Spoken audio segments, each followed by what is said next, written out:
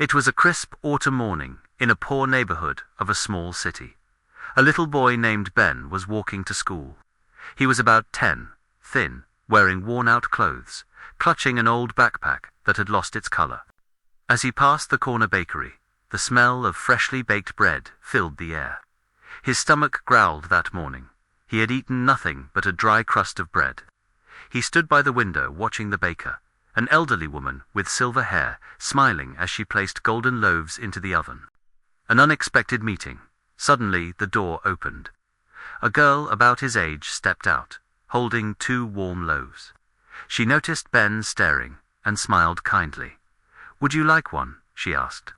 "We have plenty," Ben stammered. I don't have any money." The girl shook her head. "I'm not selling. I'm sharing." Ben hesitated, then took the loaf. The warmth seeped into his cold hands and his heart.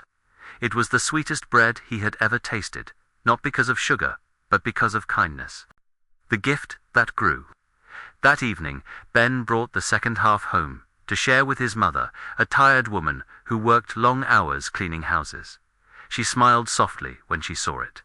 "Who gave you this, Ben?" "A girl I don't know," he said. His mother patted his hair.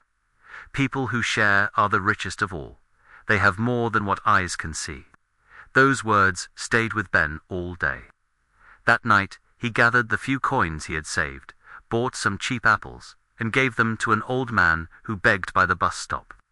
The man's grateful smile made Ben feel something new, the quiet joy of giving. Years later, time passed. Ben grew up and became the owner of a large bakery in New York City. His shops were famous not just for flavor, but because every week they gave free bread to poor children. One afternoon, while inspecting a branch, he saw an elderly woman with silver hair sitting by the window of a small cafe nearby. When he approached, he realized it was the same girl who had once shared a loaf with him, now an old baker herself. The reunion. She looked up and smiled. "You've grown, Ben. Your bread tastes wonderful. Every bite reminds me of the boy who once stood outside my shop." Ben's eyes glistened. "I never forgot that day. That loaf taught me that sharing doesn't lessen what we have. It multiplies its meaning." The old woman nodded, her eyes kind. "Exactly like yeast in dough. When you share it, the bread rises higher. Keep it to yourself, and it will never become anything at all." They sat together, sipping tea as the smell of bread drifted through the air. The circle of giving. Months later, Ben founded the Golden Bread Foundation, helping young students learn the art of baking and giving.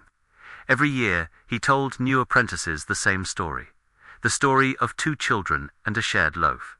He would say, "Success isn't about what you keep. It's about what you give, your knowledge, your kindness, your belief."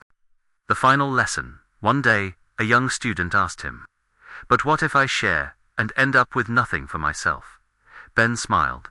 "When you share from the heart, you never lose. Because what you give away always comes back, multiplied as happiness in others and within yourself." Epilogue. Years later, when people asked Ben the secret of his success, he simply said, "One loaf of bread, shared between 2 children, changed my life." Sharing doesn't make things smaller. It multiplies their value. Message. Sharing doesn't reduce what you have. It enriches it. Joy, kindness, knowledge, love, the more you share, the more they grow. A small act of generosity, when done with a true heart, can change an entire life.